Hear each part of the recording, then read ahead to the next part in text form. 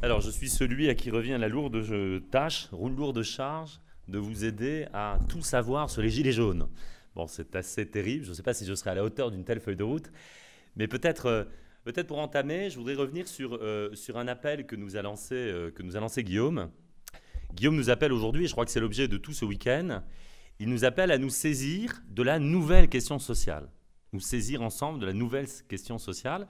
Et peut-être pour introduire mon propos, j'aimerais revenir sur cette idée de nouvelle question sociale. En quoi y a-t-il aujourd'hui une nouvelle question sociale?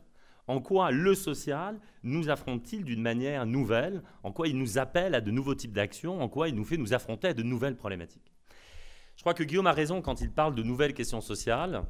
Je crois effectivement que depuis l'automne dernier, Guillaume a beaucoup parlé des Gilets jaunes, et je crois à juste titre, je crois que depuis l'automne dernier, on s'affronte effectivement à une nouvelle question sociale. Jusqu'à l'automne dernier, finalement, on s'était habitué, je crois, à formuler la question sociale en termes relativement simples. Relativement simples. On avait, je caricature à peine, on avait d'un côté des grandes agglomérations, de plus en plus intelligentes, des smart cities, hyper connectées, connectées à l'ensemble de la mondialisation marchande, des espaces pour qui tout allait bien. Et puis on avait quand même un problème, on avait une fracture, elle était très visible, il y avait le périphérique et l'autre côté du périphérique. Voilà. Et de l'autre côté du périphérique, il y avait une fracture béante. De l'autre côté du périphérique, on avait effectivement des banlieues, dont certaines d'entre elles, disions-nous depuis déjà plusieurs années, étaient des banlieues sensibles. Et ces banlieues dites sensibles, elles concentraient effectivement tout un tas de problèmes sociaux que l'on essayait de résoudre, à juste titre, je crois, avec bien des difficultés, mais on essayait de le faire. Ces banlieues, elles concentraient tout un tas de problèmes sociaux que l'on connaît bien, chômage, immigration, trafic, radicalisation islamique, émeutes. Et cette fracture entre nos grands centres urbains connectés, nos grandes smart cities et nos quelques banlieues sensibles, eh bien cette fracture-là, elle se rappelait à nous à longueur de temps. On ne pouvait pas l'ignorer, elle était très visible, elle se rappelait à nous de façon souvent très bruyante, de façon très violente.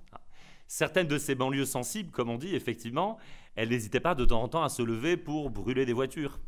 Elles n'hésitaient pas de temps en temps à se lever et à faire l'actualité parce qu'on avait à nouveau caillassé des pompiers qui venaient éteindre un incendie. Elles se signalaient également à notre intérêt parce que de temps en temps, vous savez, les soirs de match, particulièrement quand certaines équipes jouaient, elles descendaient dans les centres-villes pour dire sa joie et éventuellement déborder et casser un petit peu. Et puis ces banlieues, elles étaient très visibles, ces banlieues sensibles, elles étaient très visibles puisque récemment, elles allaient même jusqu'à servir de base arrière au terrorisme. Donc cette fracture sociale-là, on ne pouvait pas l'ignorer. Elle se rappelait à nous à longueur de temps. Et comme on ne pouvait pas l'ignorer, on essayait bien maladroitement, avec beaucoup de difficultés, mais de répondre à cette fracture. On essaie de répondre à cette fracture, et on sait bien ce que l'on essaie de faire. On distribuait assez largement des subsides à destination de ces banlieues dites sensibles, des subsides par exemple pour la rénovation urbaine. On distribuait également des subsides et des moyens pour mettre en place des zones ou des réseaux d'éducation prioritaires. On développait également, à destination évidemment aussi de ces banlieues, des politiques de discrimination positive pour essayer de faire accéder les enfants de ces banlieues à nos grandes écoles et les sortir effectivement des difficultés dans lesquelles ils étaient. Et on développait d'une manière plus générale toute une politique de promotion de la diversité, vantant les mérites des sociétés inclusives pour essayer d'intégrer finalement ces personnes que l'on avait bien du mal à intégrer. Et je crois qu'effectivement tout nous conduisait.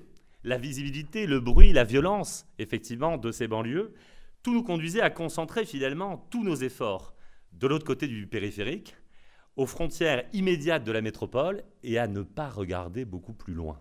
Et je crois qu'on oubliait ainsi, finalement, toute une France qui jusque-là fonctionnait vraiment à bas bruit. Elle se rappelait peu, effectivement, à notre bon souvenir, parce que finalement, toute cette France qu'on ne va pas tarder à appeler la France périphérique, mais toute cette France, elle fonctionne à bas bruit, elle ne brûle pas de voitures, elle ne se radicalise pas, elle ne participe pas au trafic, elle ne descend pas dans les centres-villes les soirs de match. Et elle est finalement tellement silencieuse qu'elle en est devenue totalement invisible. Elle est totalement invisible et pourtant, elle a du mal, elle travaille et elle a du mal à boucler ses fins de mois. Et pourtant, comme elle travaille, elle cotise, elle paie des taxes, elle paie des impôts, et pourtant elle voit disparaître les hôpitaux, les services publics, les gendarmeries, les petits commerces, etc., etc. Et je crois que cette France, effectivement, que l'on a oubliée, abandonnée, à qui on a donné l'impression que le nouveau monde se construisait sans elle, c'est évidemment cette France qui s'est rappelée à nous, bien entendu, lors de l'épisode des Gilets jaunes. Elle s'est rappelée à nous lors de l'épisode des Gilets jaunes, cette France périphérique, que l'on avait réussi finalement à méconnaître et à oublier, alors que, vous savez, certains géographes, Christophe Guilluy par exemple, vu que cette France périphérique, elle peut représenter jusqu'à 60% de la population française.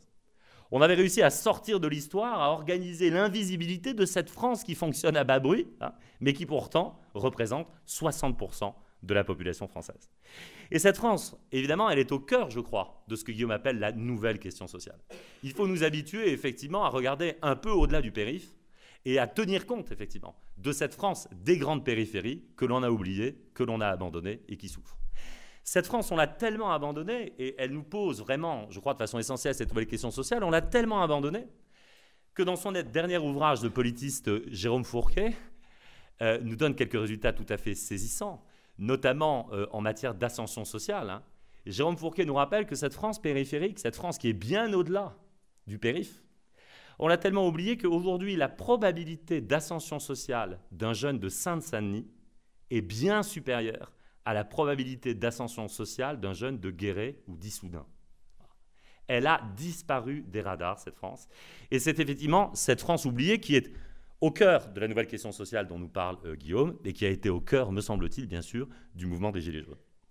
Alors je vous propose, pendant ma courte intervention, mes pauvres, elle risque quand même de durer 40 minutes, je vous en préviens pour vous accrocher. Je vous propose qu'on essaie de partir à la découverte de cette France périphérique que l'on connaît déjà un peu, évidemment, mais qu'on essaie d'aller plus loin et d'en saisir un petit peu les contours et les problématiques. Pour essayer de mieux la connaître, je vous propose un parcours tout simple. Essayez de dire, alors des choses difficiles, je vais avancer vraiment à tâtons, avec beaucoup de prudence, parce que ces questions sont difficiles, mais essayez pour mieux découvrir cette nouvelle fracture sociale et cette France périphérique. Essayez de vous dire trois choses, de répondre à trois questions.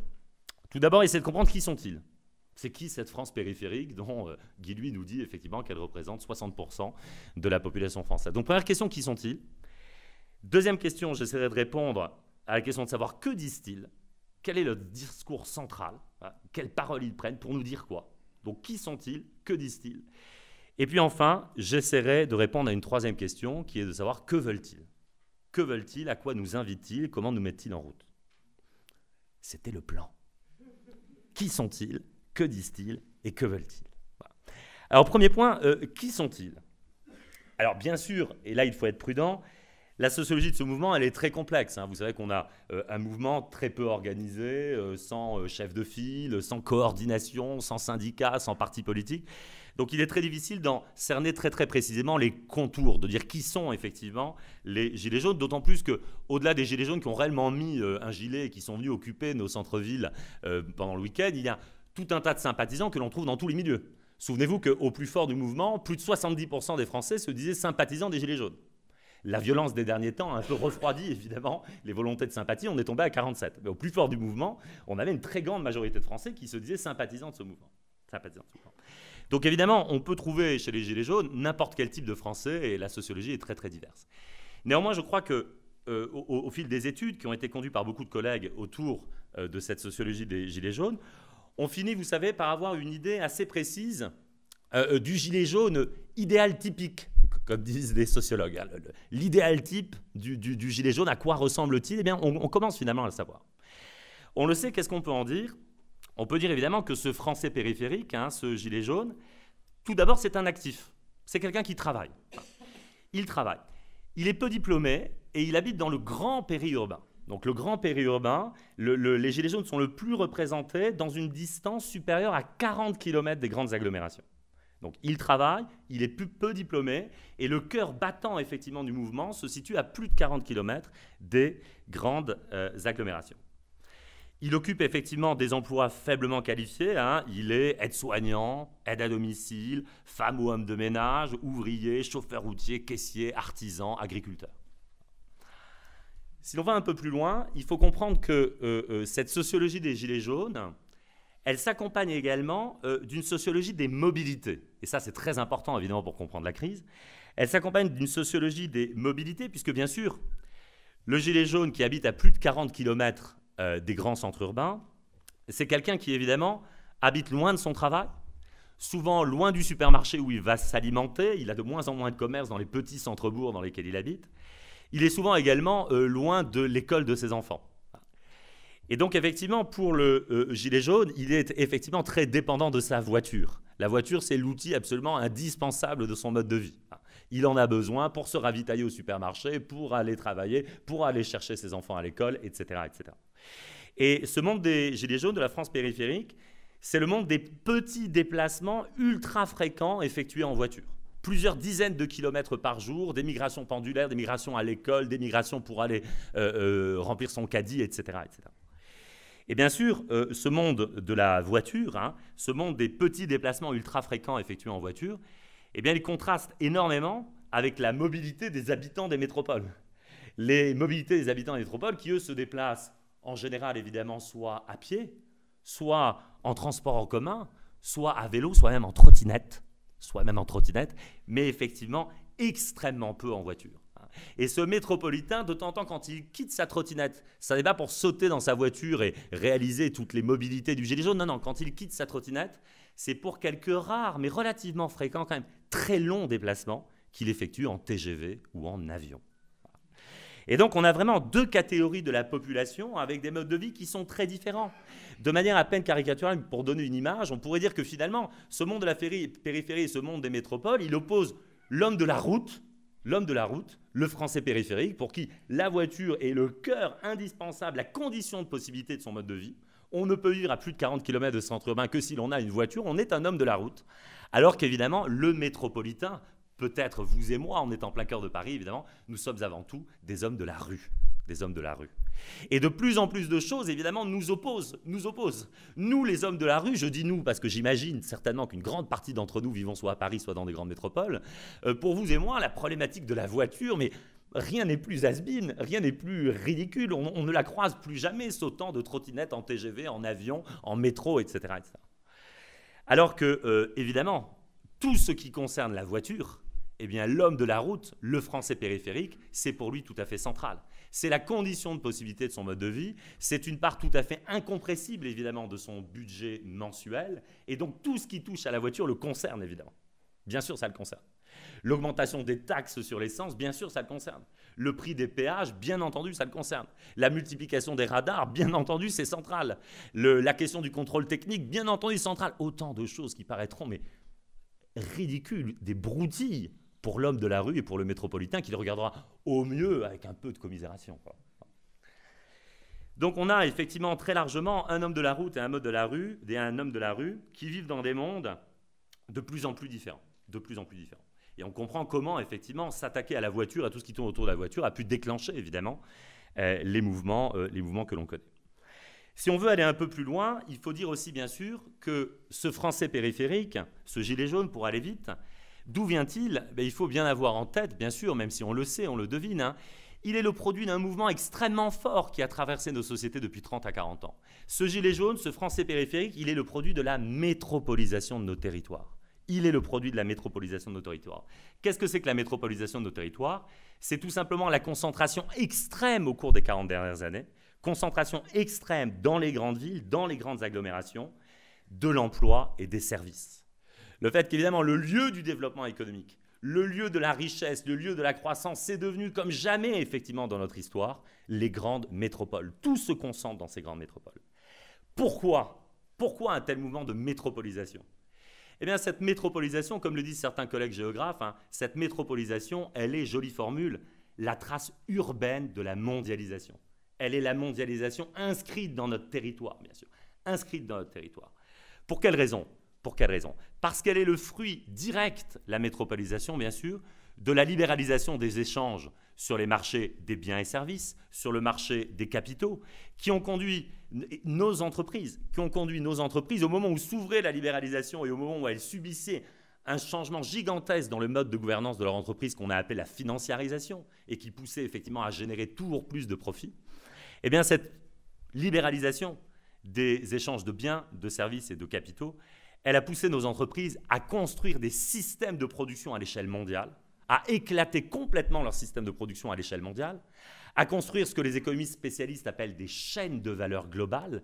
Qu'est-ce que ça veut dire, ça? Ça veut dire que désormais, pour produire un produit final, eh bien, je n'assemble plus des pièces que j'ai fait dans une même usine ou que j'ai fait à proximité, mais j'ai un système de production monde dans lequel j'ai outsourcé, j'ai externalisé la production de chacun des composants dans les territoires les plus attractifs, évidemment, pour ces composants. La mondialisation a permis ça, elle a permis l'éclatement des chaînes de valeur globales, les processus d'externalisation, de relocalisation qui font que je vais positionner ma production dans les pays, dans les territoires sur la planète qui m'offrent soit des faibles coûts de main-d'œuvre, soit un accès aux matières premières, soit une législation fiscale et sociale beaucoup plus intéressante que chez moi, évidemment. Donc, cette nouvelle économie, celle de la mondialisation marchande, c'est une économie dans laquelle les systèmes de production sont complètement éclatés sur la planète entière. Et dans lequel économiquement, excusez-moi un tout petit peu technique, je vais bientôt finir ce passage-là, mais il est fondamental, et dans lequel évidemment se pose, dans le cadre de ces systèmes de production mondiaux, qui ont, je le dis au passage, révolutionné la nature du commerce international. Moi, quand j'étais petit, on m'apprenait que le commerce international, c'était fait pour vendre mes produits dans d'autres pays. Aujourd'hui, le commerce international, il sert essentiellement à produire. Il ne sert plus à vendre, il sert à produire. J'ai une usine monde éclatée partout dans le monde qui fait des composants et des produits semi-finis que j'assemblerai quelque part. Avec évidemment une problématique, vous l'avez compris, tout à fait centrale pour les entreprises, c'est que si je veux pouvoir reconstituer évidemment ces flux de marchandises, de biens et de personnes éclatés sur toute la planète, si je veux pouvoir les reconstituer quelque part de façon efficace et à moindre coût, il faut impérativement que je me positionne dans ces grands hubs logistiques que sont devenus nos métropoles. Si je veux piloter un système de production à l'échelle mondiale, je ne peux pas être autre part qu'à Lille, à Paris, à Marseille, à Nantes ou à Bordeaux. Pourquoi? Parce que pour assembler tous ces composants qui viennent de cette usine monde, il me faut évidemment des autoroutes, un hub autoroutier, un aéroport, des systèmes de télécom qui vont permettre évidemment de gérer l'ensemble des informations qui viennent du monde entier. Et il me faut aussi une gare performante, bien sûr. Et donc la condition de possibilité de la mise en place de ces systèmes de production mondiaux, de ces chaînes de valeur globale, c'est de localiser évidemment les lieux de sous-traitance et les lieux de réassemblement de l'ensemble de ces matières au cœur des grandes métropoles qui seules sont de véritables plateformes logistiques permettant évidemment, grâce à l'avion, grâce au transport routier de marchandises, grâce à un port, pourquoi pas évidemment, de réassembler l'ensemble des sous-productions éclatées. Voilà. Et donc bien sûr, c'est ça, c'est ce mouvement de mise en place de chaînes de valeur globale qui a conduit évidemment à la métropolisation, au fait que toutes les activités économiques se concentrent évidemment dans les grandes métropoles qui offrent ces plateformes logistiques. Cette mondialisation, le déploiement de ces chaînes de valeur globale, la concentration des activités dans les métropoles, bien sûr, elle a eu quelques conséquences que l'on connaît bien. Tout d'abord, évidemment, explosion de la population des métropoles, métropoles qui ne cessent évidemment d'attirer du monde, bien sûr, concentration des emplois et des services dans ces grands centres, étalement urbain, congestion urbaine absolument extraordinaire, et in fine, évidemment, désertification intense des campagnes et des petites villes, dans lesquelles il n'y a plus d'usines, il n'y a plus de travail, dans lequel je vais devoir prendre ma voiture pour rejoindre le hub logistique le plus proche pour espérer travailler. Sinon, je ne travaillerai plus. Donc évidemment, croissance de ces métropoles qui s'est accompagnée d'un phénomène que vous connaissez bien. Vous le connaissez bien à Paris, mais moi qui suis nantais, je vous assure qu'il est tout à fait impressionnant aussi. Cette métropolisation transurbaine de la mondialisation, elle s'est accompagnée aussi d'une explosion du prix de l'immobilier dans ces métropoles. À Nantes, c'est tout à fait impressionnant. Il y a 20 ans, l'immobilier était accessible à peu près tout le monde. Il a cru de façon absolument extraordinaire. Donc croissance, évidemment, explosion du prix de l'immobilier. Et enfin, bien sûr, devant cette explosion du prix de l'immobilier, fuite des classes laborieuses des grands centres urbains, qui ne peuvent plus y habiter, qui ne peuvent plus s'y installer, et qui vont faire le choix, bien entendu, de quitter les centres-villes, tout en évitant les banlieues de proximité dans lesquelles elles redoutent ce que Laurent Bouvet a appelé l'insécurité culturelle, dans lesquelles s'ajoute l'insécurité culturelle à l'insécurité économique. Et donc, elles vont réaliser ces populations qui vont quitter les métropoles qui sont devenues trop chères, qui vont sauter par-dessus les banlieues pour se retrouver dans des grands territoires périphériques. Elles vont réaliser ce que des sociologues américains avaient déjà bien repéré aux États-Unis avant nous. Elles vont réaliser ce que ces sociologues américains appellent le white flight, c'est-à-dire le vol de ces petites populations blanches laborieuses qui ne peuvent plus se loger dans les centres-villes, qui ne veulent pas doubler l'insécurité économique d'une insécurité culturelle dans les banlieues, et qui donc vont s'installer finalement à plus de 40 km des grands centres urbains. Mais vous comprenez bien évidemment qu'une fois qu'elles sont à plus de 40 km des centres urbains, eh bien finalement, à la fois se conjugue la problématique des petites villes complètement désertifiées dans lesquelles il va falloir prendre sa voiture pour espérer travailler, avec évidemment le résultat du white flight, ces anciens urbains qui sont partis à plus de 40 km des centres et qui eux aussi vont devoir conduire une bonne partie de la journée pour avoir l'espoir de travailler. Et leur voiture leur coûte si cher que, comme ils le disent dans certains entretiens que l'on mène dans le cadre de la grande enquête sociale que l'on mène avec Guillaume et avec Joseph, qui, comme ils me le disent dans certaines enquêtes, finalement, travailler pour nous désormais a un coût. On a l'impression de payer pour avoir le droit de travailler, pour avoir accès au travail. Voilà, et donc effectivement, il faut bien comprendre que ce phénomène d'une France périphérique, il faut bien comprendre qu'il est lié à la métropolisation et qu'il est bien entendu lié à la mondialisation marchande. Cette mondialisation marchande, sans qu'on s'en occupe, sans que nos politiques ne s'en saisissent, cette mondialisation marchande qui a mis cul par-dessus tête, qui a complètement restructuré nos territoires sans que réellement on ne s'en préoccupe, sans que l'on gouverne cette restructuration en profondeur. Voilà, j'ai essayé de vous dire, premier point, qui sont ces gilets jaunes? C'est un peu plus clair, je n'ai pas tout dit, mais j'ai essayé de dire 2-3 mots. Ça va? Bon. Alors, que disent-ils? Que disent-ils? Deuxième point. Deuxième point, je crois qu'ils disent et ils veulent des choses relativement simples, finalement. Je crois que ce qu'ils disent, tout d'abord, il me semble que la première chose qu'ils souhaitent remettre au cœur du débat politique la problématique sociale et économique. Voilà. Ils veulent que reviennent au cœur de l'agenda politique les problématiques sociales. Qu'est-ce que c'est que cette problématique sociale? Elle est simple. C'est la problématique de ceux qui voudraient vivre dignement de leur travail, et qui pourtant, je l'ai dit, ont du mal à boucler leur fin de mois. C'est la problématique de ceux qui, en plus, ont du mal, compte tenu de la restructuration permanente, vous la connaissez comme moi, de ces grandes chaînes de valeur globale des entreprises, compte tenu de la restructuration permanente de ces grandes chaînes de valeur, ils ont plus du mal à se projeter dans l'avenir. Où sera mon emploi demain? Serai-je repris en intérim? Mon usine sera-t-elle encore ici? Ne sera-t-elle pas transportée ailleurs, etc. Donc cette difficulté à boucler les fins de mois qui se double très souvent d'une difficulté à se projeter dans l'avenir et qui par conséquent interdit aussi l'effet contempler au mieux les mirages des nouveaux standards de la société de consommation qui proposent toujours plus de produits extraordinaires à consommer avec un grand renfort de marketing et d'innovation permanente, quoi. Ils sont les passagers clandestins, ils regardent les vitrines, sans jamais, pour les vitrines et les spots de pub, sans jamais pouvoir complètement y participer, parce qu'on boucle mal les fins de mois et parce qu'effectivement, on est dans l'insécurité. Ils ont, je crois aussi, troisième chose, cette problématique sociale, je crois que je l'ai dit en introduction, mais c'est aussi la problématique de ces personnes qui finalement travaillent, qui paient des taxes, qui paient des impôts, des cotisations, et qui pourtant voient hôpitaux, écoles, services publics disparaître de leur territoire. Je paie, mais je paie pourquoi? Je paie pour des services qui ne me reviennent pas, qui vont aux autres. Et je crois que ces problématiques sociales, eh bien, il est très bon que les Gilets jaunes les ramènent dans un débat politique qui, Guillaume l'a suggéré tout à l'heure, est un débat politique qui me semble très anormalement saturé par la problématique non pas sociale, mais par les problématiques sociétales. Le sociétal a complètement envahi l'agenda politique. Partout, on parle de questions sociétales. Défense et promotion des minorités sexuelles, PMA pour tous, lutte contre le racisme et l'islamophobie, accueil des migrants, promotion de la diversité, lutte contre le harcèlement et la discrimination, etc.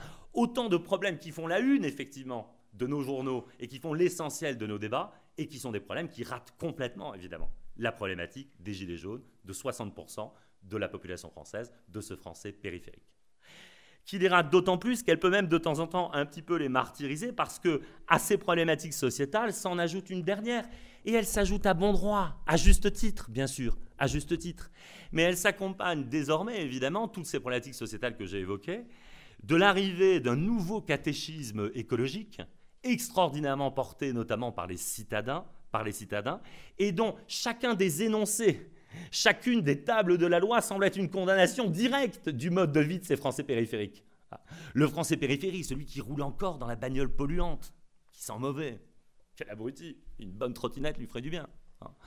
Le Français périphérique, c'est celui qui vit dans ces pavillons qui n'ont se satisfaisant pas d'être laids, sont en plus mal isolés. Mal isolés.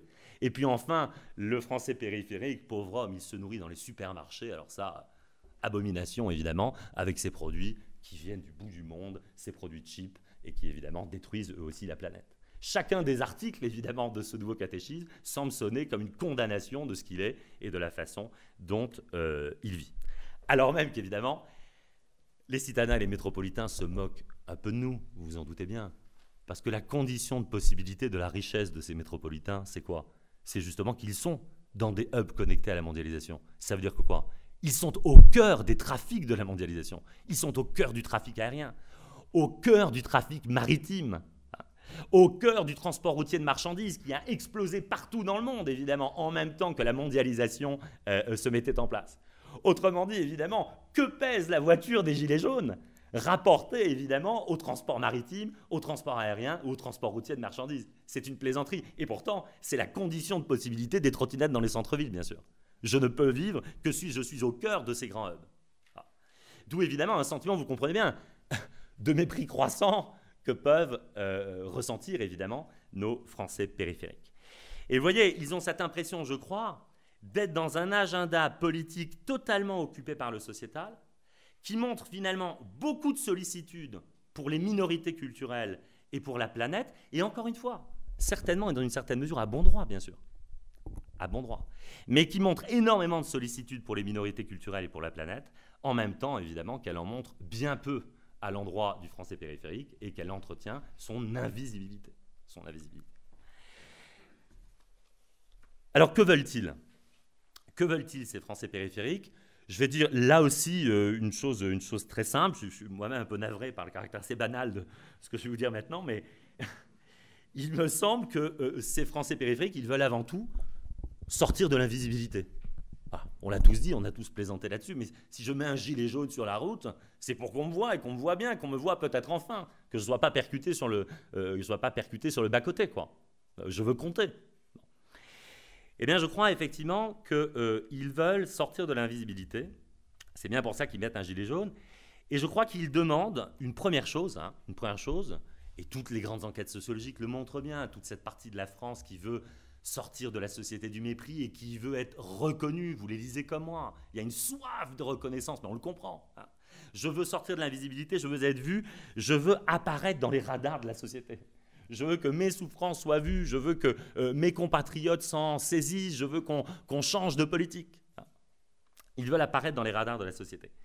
Et je crois que s'ils veulent apparaître dans les radars de la société, c'est parce qu'il faut bien avoir conscience qu'ils ont le sentiment, et je crois à juste titre, d'être sous les radars de la société. D'être sous les radars de la société. Prenons quelques exemples. Il me semble tout d'abord que très largement, et là encore sans qu'on y prenne garde, ils sont sous les radars de l'action sociale, sous les radars de l'action sociale publique, comme de l'action sociale privée associative. Nous avons un système de protection sociale en France, vous le savez comme moi, extraordinairement redistributif. Extraordinairement redistributif pour les 15 à 20% les plus pauvres de la population. Les plus pauvres de la population. La catégorie des gilets jaunes, ce n'est pas celle-là. C'est juste au-dessus, dans une sorte de trappe. Une trappe dans laquelle, un petit peu en dessous du salaire médian, une trappe dans laquelle, si l'on fait tous les comptes, eh bien finalement, je cotise pratiquement autant que je ne reçois. Ils ont effectivement, dans leur revenu mensuel, très peu de revenus de transfert. Essentiellement des revenus du travail. Ils cotisent et ils reçoivent bien peu. Sous les radars, effectivement, de la protection sociale, comme dans une trappe. Mais ils sont aussi sous les radars de l'action sociale privée associative. Nos grandes associations que l'on aime tant et que l'on célèbre, que ce soit les Restos du Cœur ou le Secours catholique, je crois qu'ils le disent eux-mêmes, on n'avait pas vu les Gilets jaunes. On n'avait pas vu venir les Gilets jaunes. Pourquoi? Parce qu'eux aussi sont extrêmement concentrés sur la très grande pauvreté et sur les centres métropolitains. Eux aussi, finalement, ont raté cette France. Eux aussi ne touchent pas cette France. Cette France qui, finalement, n'est effectivement pas suffisamment dans la grande pauvreté pour bénéficier de l'action sociale publique ou privée et qui, bien sûr, est loin d'être suffisamment riche pour bénéficier un peu des suites de la mondialisation. Donc, sous les radars de l'action sociale publique ou privée, disais-je. Mais il me semble qu'ils sont aussi très largement sous le radar des politiques de gouvernement. Sous le radar des politiques de gouvernement.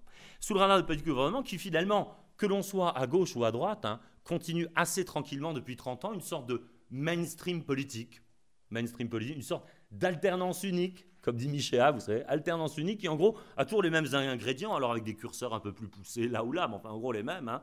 C'est il nous faut du libéralisme économique, de la construction européenne et du progressisme sociétal. Voilà.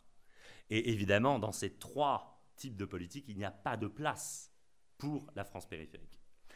Et donc je crois qu'effectivement, cette France périphérique a le sentiment d'être sous les radars des politiques, non seulement parce que souvent les politiques l'ignorent, mais aussi, et Guillaume a commencé à le dire tout à l'heure, que quand les politiques arrêtent de l'ignorer, bien souvent ils tentent de façon un petit peu éhontée de les manipuler. De les manipuler. Tu as rappelé, Guillaume, je crois, à juste titre, hein, tu as rappelé Jacques Chirac en 1995.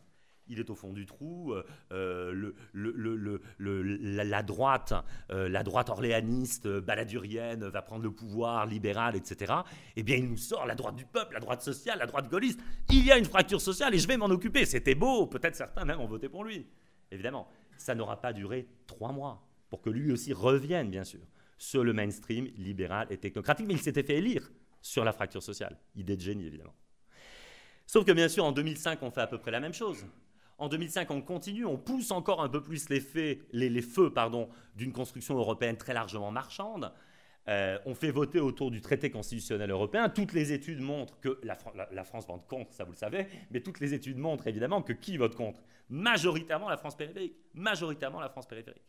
Et bien finalement, 2 ans après, évidemment, on lui fera le traité de Lisbonne, qui reprend tout le contenu du traité qu'elle avait refusé, et surtout, on ne le fera pas passer par référendum. Surtout pas. Ce peuple nous inquiète, nous fait peur. Voilà une démocratie qu'il est bon de faire taire de temps en temps. Et puis alors, un des plus beaux, je crois, c'est François Hollande. Dans le plus beau, il est souvent très fort. Hein. En 2012, la main sur le cœur, hein, en recherche d'électeurs, il nous dit, avec une formule un peu balourde, mais on s'en souvient tous, mon ennemi, c'est la finance. C'est la finance, évidemment. 1 an après, nous aurons Emmanuel Macron, ministre de l'économie. Voilà, c'est vous dire, évidemment, s'il a suivi ces propositions. Et donc, ils sont sous les radars du politique, qui souvent les ignorent, qui parfois les manipulent. Mais je crois qu'il faut bien avouer aussi, il faut regarder la réalité en face, que ces politiques, quand ils ont fini de les ignorer, quand ils ont fini de les manipuler, il n'est pas rare, disons-le tout uniment, hein, il n'est pas rare qu'ils les méprisent. Il n'est pas rare qu'ils les méprisent, évidemment. Qu'ils les méprisent. On a quelques beaux exemples de ce mépris pour cette France périphérique, et vous les connaissez comme moi.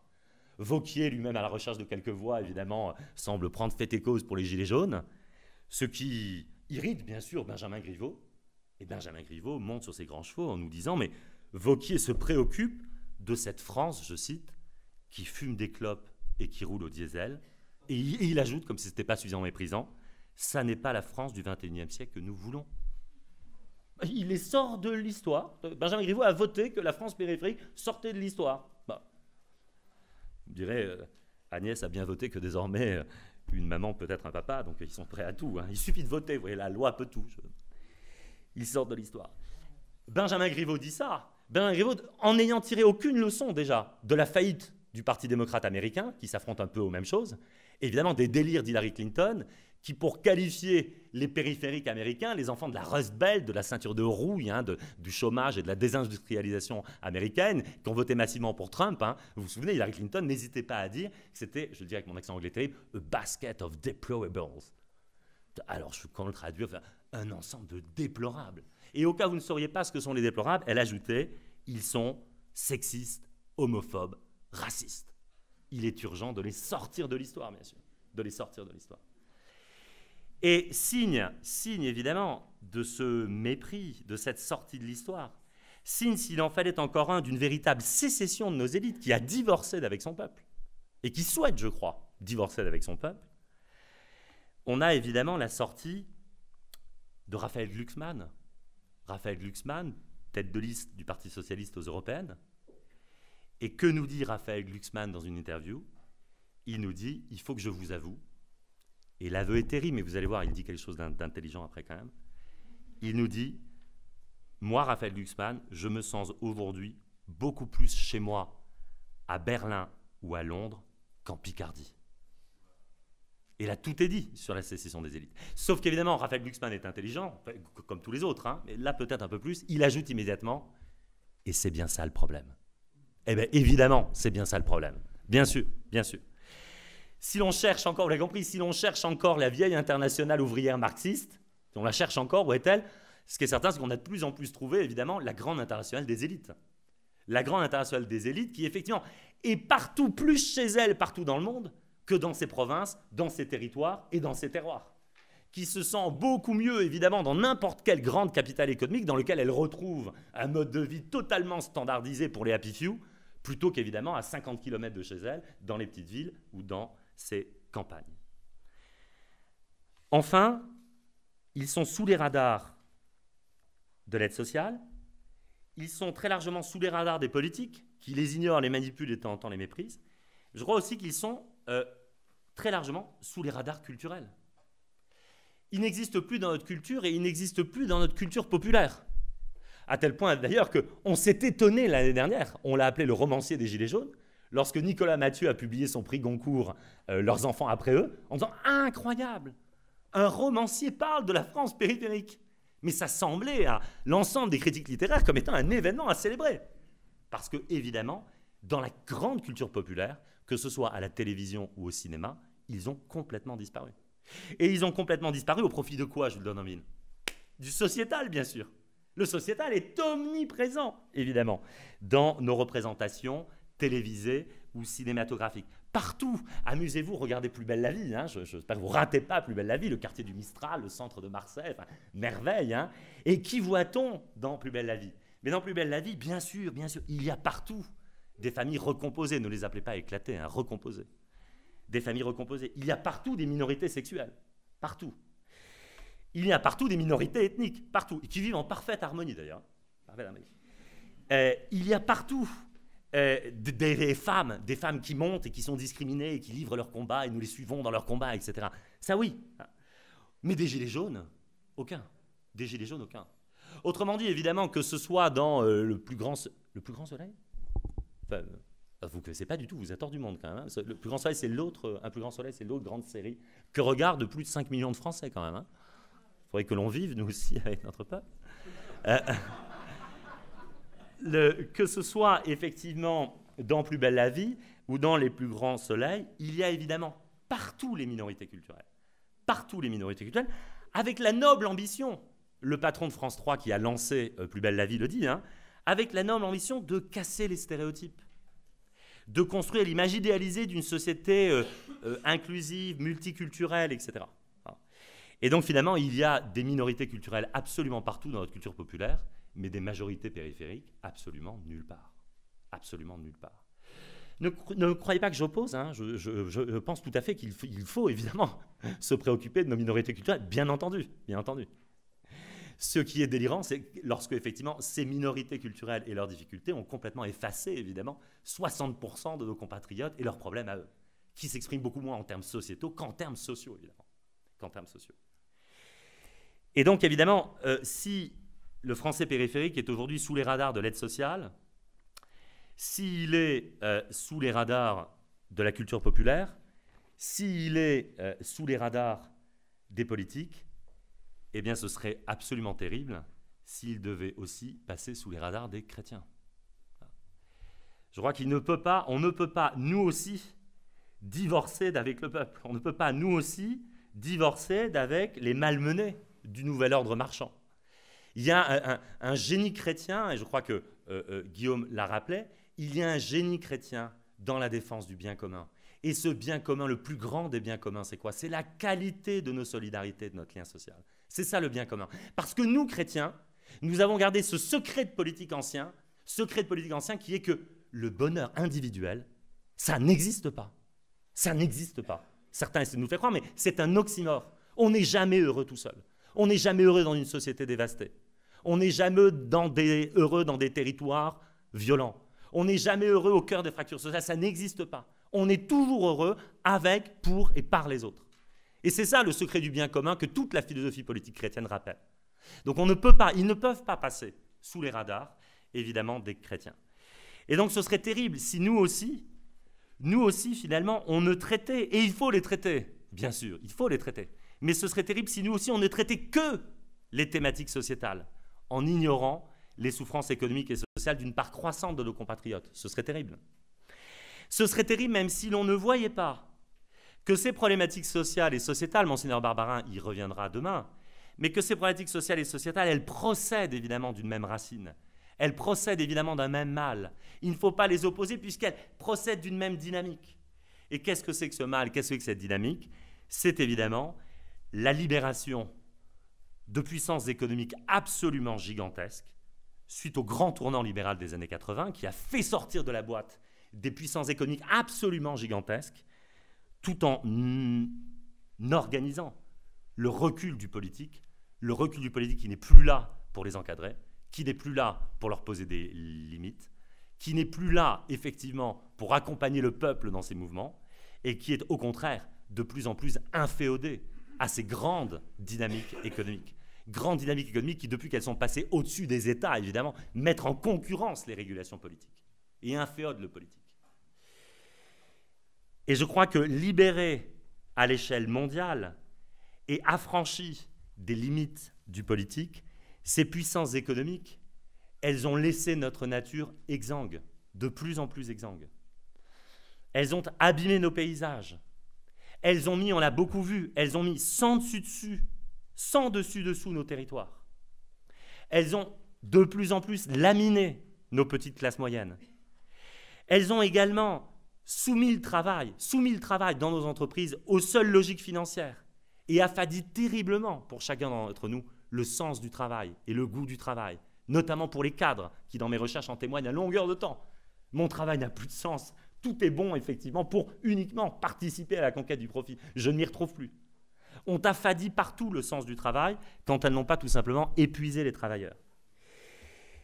Et je crois que ces puissances économiques que l'on a libérées de toute tutelle politique, eh bien, elles cherchent aujourd'hui à aller encore un peu plus loin et à s'ouvrir de nouveaux débouchés. En ouvrant peu à peu, bien sûr, maintenant que la nature est exsangue, en ouvrant peu à peu de nouveaux marchés, et notamment l'extraordinaire marché des corps. L'extraordinaire marché des corps. Celui des manipulations génétiques, celui des technologies de procréation. C'est ça qui est en train de se passer. Tous ces problèmes-là sont liés, évidemment. Et donc, je crois que l'enjeu pour nous, si nous savons faire, si nous prenons le temps de faire les liens entre tous ces sujets, si on essaie de tenir ces problématiques sociales, économiques et sociétales dans une même main, en n'en abandonnant aucune, mais au contraire, en essayant de penser ce qui en fait le principe premier et de le montrer à nos concitoyens, eh bien je crois que si on les tient tous ensemble et qu'on n'en abandonne aucun, alors oui, nos collègues Poisson Rose ont probablement raison.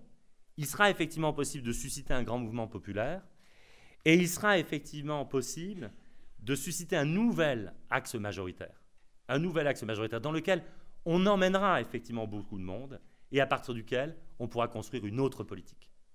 Je crois que notre enjeu de tenir ensemble le social et le sociétal, de les problématiser comme les deux faces effectivement d'une même médaille, c'est un enjeu fondamental pour nous, fondamental de résistance, fondamental de construction pour demain.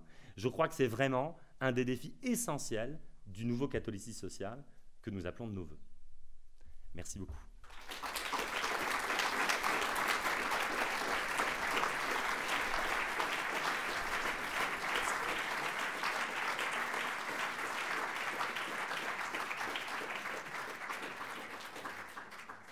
Merci beaucoup, Mathieu. Alors, il nous reste une dizaine de minutes pour des échanges avec la salle. Donc, quelques questions. Et ensuite, à 16h, il y aura la suite des opérations.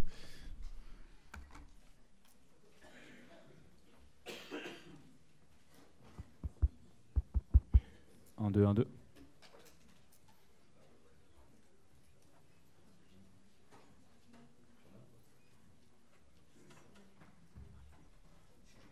Donc le Poisson Rose qui a été cité remercie vivement les deux orateurs. Patrice Aubert. Voilà. Merci beaucoup Mathieu pour ce texte excellent. Il serait d'ailleurs intéressant qu'on puisse l'avoir pour le diffuser parce que je trouve qu'il est extrêmement pédagogique. Je voudrais faire une remarque et une question en forme de suggestion.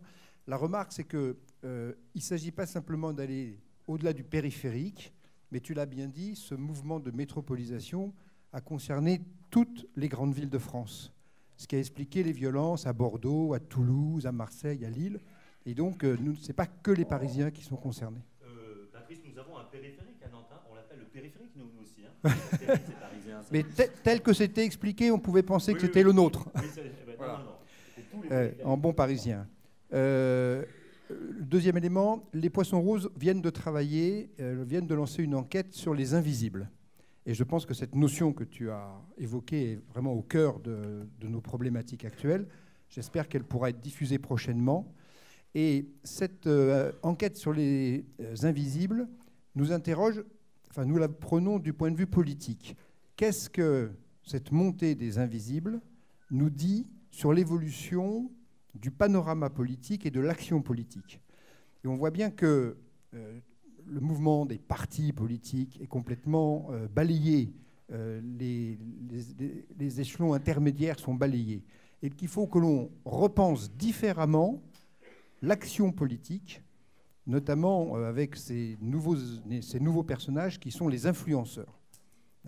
Et donc cet arc majoritaire que effectivement on voit, enfin on espère, il faut qu'on le pense ensemble, c'est-à-dire ici, mais par exemple je serai mi-novembre à la réunion des semaines sociales à Lille, qui sont des gens avec lesquels nous devons travailler aussi, parce que sur le fond nous partageons les mêmes valeurs, hein, et c'est justement comment on peut essayer de réfléchir et de travailler à ces nouvelles formes d'action politique.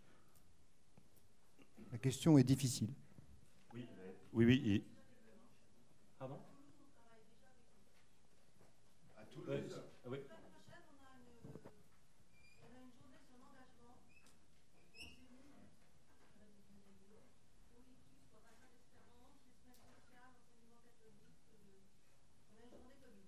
Donc Anne de la Doucette, qui est à Toulouse, nous dit qu'il y a une journée commune entre passeurs d'hommes, les semaines sociales à Toulouse, et que le travail commun se fait déjà. Donc Toulouse est le laboratoire de tout ça, en fait. Donc il faut qu'on aille à Toulouse, Patrice.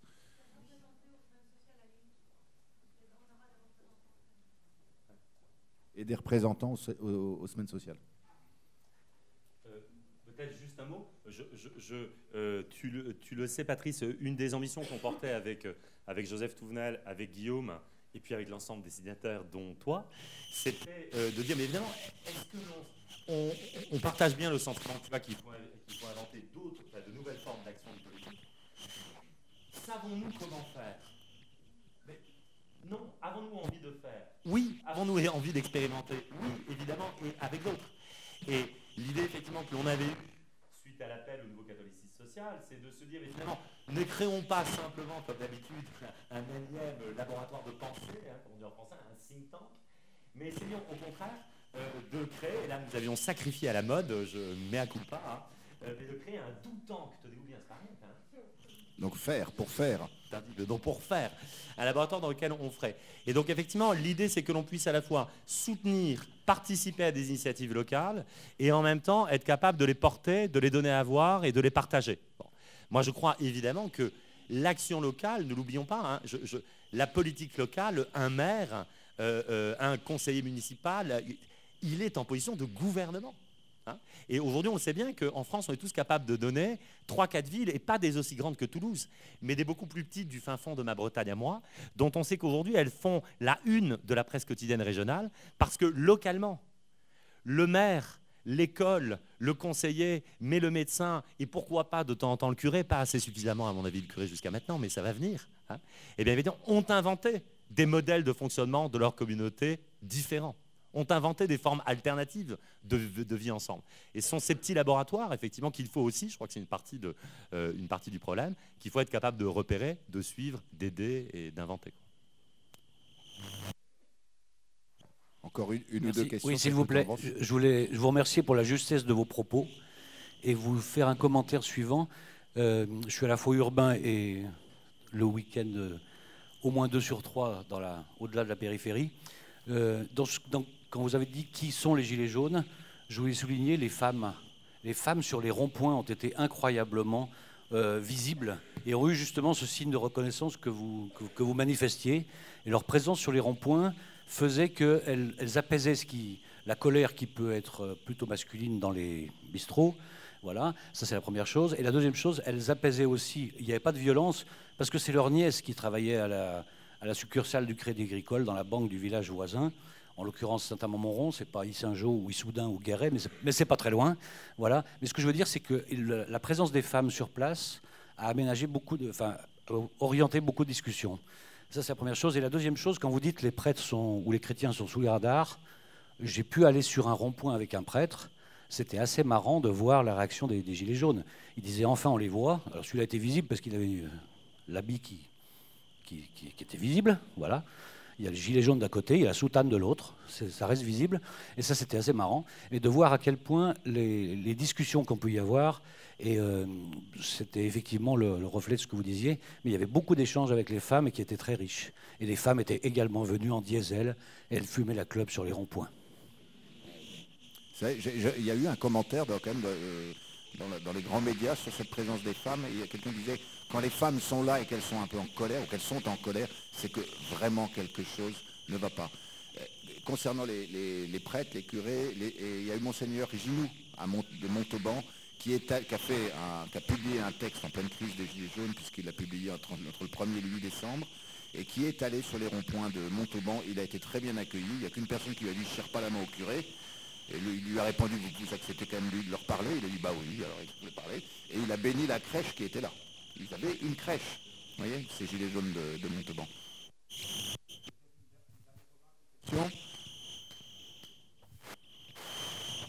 Oui, moi je voudrais juste apporter un complément. Donc effectivement, nous avons enquêté avec mon épouse dans une région tout à fait intéressante, la Puisaye. Dans une zone de 5700 personnes, très éloignées de la préfecture.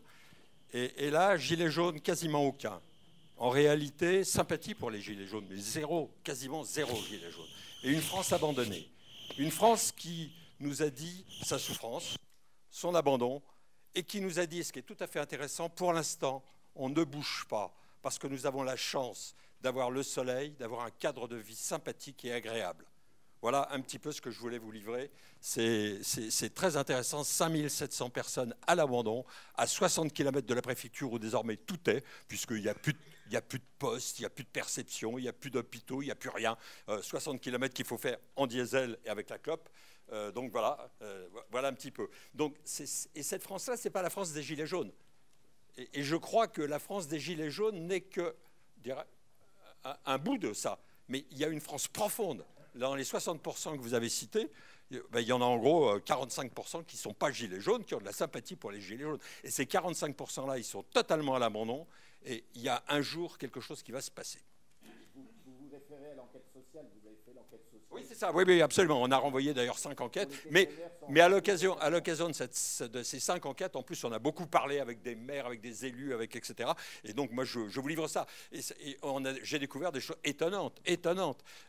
Juste, si j'ai encore une minute, une réflexion tout à fait intéressante.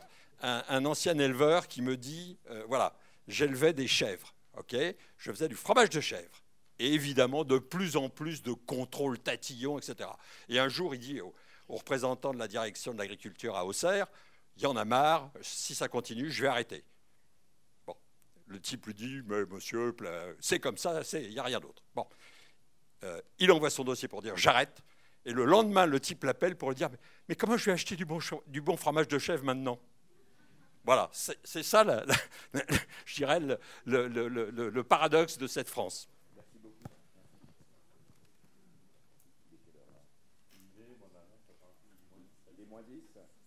Il va falloir qu'on passe à la suite du programme qui va vous être présenté par Bruno de Saint-Chamond. Merci. Nous allons passer à la suite du programme qui va vous être exposé par Bruno de Saint-Chamond. Et je remercie infiniment Mathieu de Chessard de venir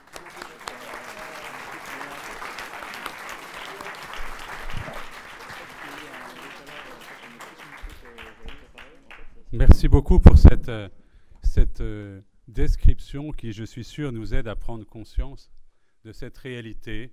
Et si vous êtes là, c'est que sans doute vous étiez déjà touché.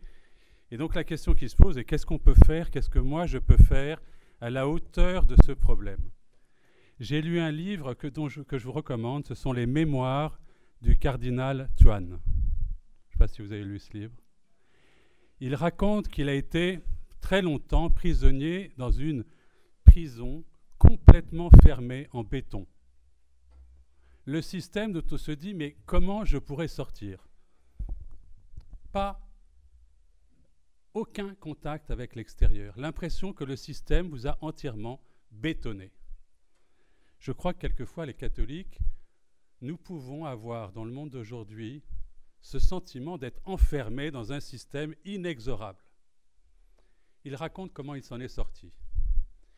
Il y avait un tout petit trou d'air qu'il a fini par repérer en bas d'une cloison. Et quand il en avait l'énergie, il allait respirer en collant son nez à ce petit trou d'air. Il a survécu dans cette prison grâce à cette volonté de rechercher le petit filet d'air qui lui permettait de survivre. Eh bien, ce que nous voulons vous proposer, ce que nous essayons de faire à Ictus, c'est d'être ce petit filet d'air dont on a besoin pour survivre. Alors je vais vous montrer, et c'est tout le sens de notre journée, que chacun vous puissiez trouver le filet d'air dont vous avez besoin pour continuer à vivre dans ce monde et un jour être libéré complètement, et un jour reprendre le pouvoir, et un jour pouvoir exercer toutes vos responsabilités en commençant dès maintenant si possible. Si on peut envoyer la diapo suivante. Premièrement, vous avez permanence. Alors, je suis sûr que nombreux sont parmi vous ceux qui sont abonnés. Nous avons revu la formule compte tenu du peu de temps dont vous disposez pour lire. Mais dans cette revue de 80 pages, vous trouverez chaque fois, chaque trimestre, pas beaucoup chaque trimestre, un dossier sur une des questions d'actualité qui prend la moitié, et puis l'autre moitié séparée en deux parties, une partie doctrine, anthropologie, politique, doctrine sociale de l'Église, des articles courts, presque des fiches, et puis une partie culture et société. Et puis une recommandation de bons livres. Une revue simple, pratique, on peut se plonger dedans, lire le dossier, qui est toujours décomposé sous forme de dialogue et d'entretien, donc facile à lire, même s'il aborde des questions difficiles, et puis ces questions de doctrine et de culture. Donc il faut s'abonner à permanence. C'est un filet d'air. Deuxième, la formation. Alors je vous donne rendez-vous, pour tous ceux qui peuvent, une nouvelle formule qui s'appelle Chez Gustave et qui commencera le 6 novembre en terrasse avec Thibon. Je pense que vous êtes nombreux à connaître Gustave Thibon, mais donc Jacques Trémollet inaugurera cette série. On vous invite à vous inscrire pour 10 séances. Jacques Trémollet en animera 5. Et puis 5 autres regards croisés sur l'actualité viendront, alterneront avec lui pour parler de la situation politique actuelle à la lumière de cette culture classique qui fait le bonheur des Français. Donc le 6 octobre, et pour tous ceux qui viennent rue des Renaud, il y a une bière qui est offerte, mais il est possible, et vous voyez, il y a le petit symbole, toutes les soirées seront retransmises en vidéo. Donc vous pouvez vous abonner en vidéo et vous pouvez donc faire des groupes là où vous êtes pour organiser la diffusion du filet d'air. Troisième proposition, l'éducation effective par l'art. Vous savez... Affective. Ah, excuse-moi. Oui, mais elle est aussi effective. Les deux fonctionnent. Effectivement, affective par l'art. Et donc là, c'est une proposition à la demande. Valérie Daubigny, Sophie Rouberti qui sont là, Emmanuel de Dortan, peuvent organiser des séminaires qui sont toujours très bien reçus, là où vous êtes, en partenariat avec les associations que vous animez, etc. Suivant. Une proposition donc, qui se passe à Saint-Jean-de-Passy, que nous avons construit avec le directeur de Saint-Jean-de-Passy, qui s'appelle Passeur d'hommes, qui réunit, vous voyez, les intervenants. Vous reconnaissez Monsieur Detchesséar qui sera là, mais vous voyez aussi Bloc Côté, Monseigneur Ide, Marcel Clément, Esther Pivet qui s'occupe de Vigigender, le père le père de Belsize, qui est le secrétaire de Monseigneur Aupetit, et qui l'aide à faire de très bons discours. Il a l'air d'être d'accord avec lui. Bruno de Saint-Chamas, dont Pascal André, et Diany Navarre. Vous voyez, on aura un Québécois et un Russe, un franco-russe qui viendront. Donc 10 séances.